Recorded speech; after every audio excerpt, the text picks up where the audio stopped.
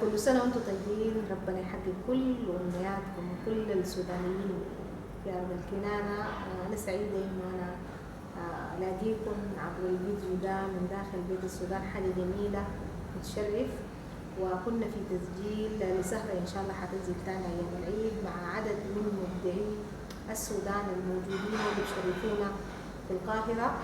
وحقيقة أنا اشتغلت في برنامج مع المغتربين ده لفترة طويلة، لكن ما كنت سعيدة الحظ في إنه أجي وألاقي الجالية السودانية هنا وأحدث نشاطاتها. لكن بوعدكم إن شاء الله في زيارات جاية قريبة جدا إنه أكون معاكم وأحكس الحضور الجميل ده. إحنا لقينا يمكن جزء من الجالية، تشرفت بإني لقيتهم سودانيين كما هم ما تغيروا، ودي الحاجة الجميلة فينا.